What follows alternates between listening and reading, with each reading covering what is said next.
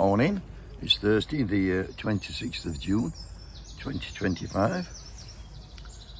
Acid. Today we're going to talk about the upcoming plans to reform the welfare system. I think they're discussing it in Parliament on Tuesday, and well, despite about 120 plus Labour MPs rebelling against it, the changes are probably going to go ahead, because I'm sure opposition parties will vote to cut welfare, because that's what they're doing it. And well, Starmer's pressing ahead as he would do, and he's got a supporter here in the shape of Craig McKinlay. He's a former UKIPper, and he's a former Tory MP for South Thanet, and he stepped down at the last election, and then luckily for him he was put into House of Lords seating, becoming Lord McKinlay of Richborough, rich being the operative fucking word, Richborough.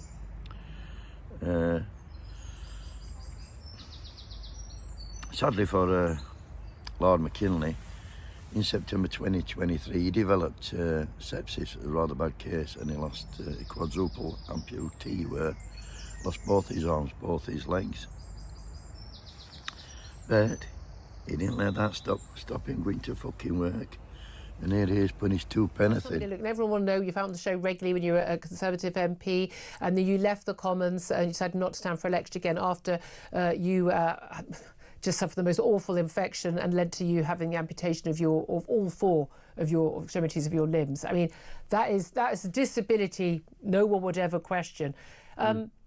I know different people can respond differently to these things. You seem to have just the most incredible strength of character and will to continue life and in public life. What do you make, though, of the claims, the idea that we are a uniquely disabled and sick society that needs to have something like 1 in 8 working age people on disability benefits, when you yourself have what no one would question as a physical disability? I don't believe we're more ill as a nation than any other, well, quite frankly, any other country on this planet, seemingly.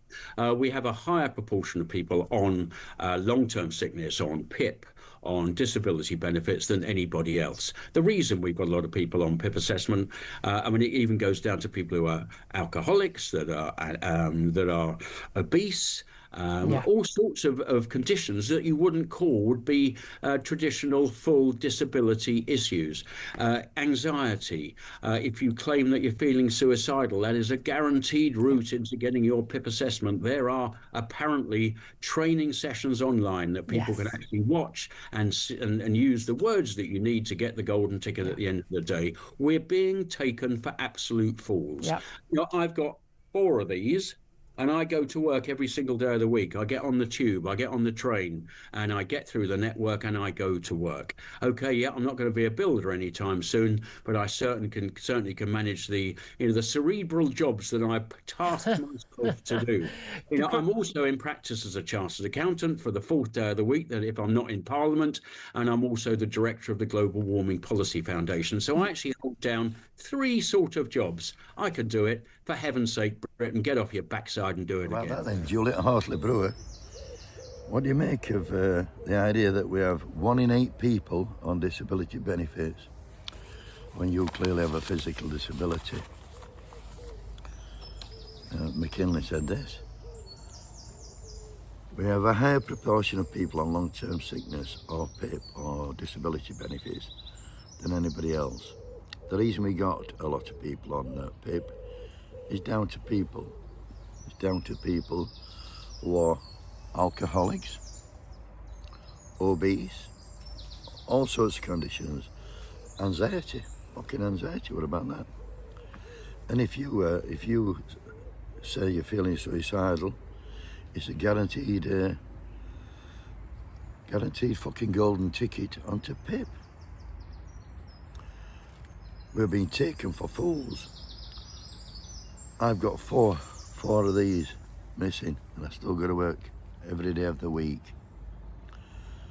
I get on the tube and I get on the train and I go to work. I'll never be a bricklayer, but I can certainly manage the cerebral task that I'm given to do. I'm a chartered accountant. I'm also the director of the Global Warming Policy Foundation. I've got 3 jobs. If I can do it, anybody can.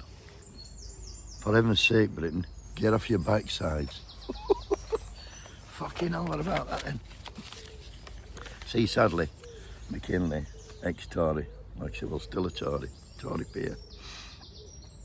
This is the kind of ignorance that the disabled people have had to put up with. They have to put up with every day, people like him. And was he fucking qualified to talk about other people's disabilities? He isn't.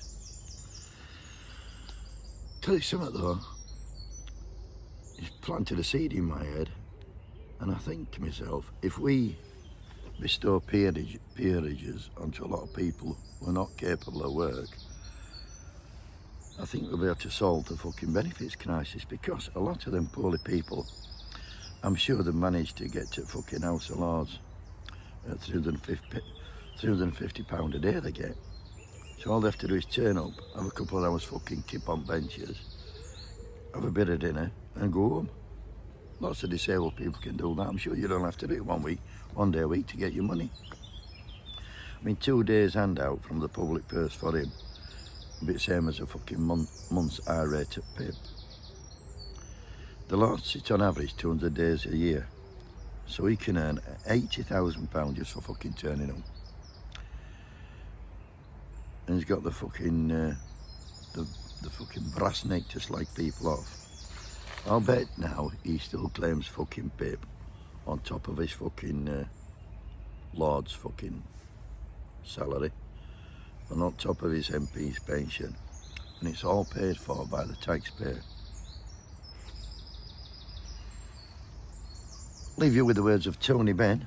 If we can find money for wars, we can find money to help people. Have a great day, everybody. I've been a bit subdued today. We've got some campers over there, so that's why. Wakey, wakey. And you've got my megaphone on. Don't want to wake him up. Have a good day.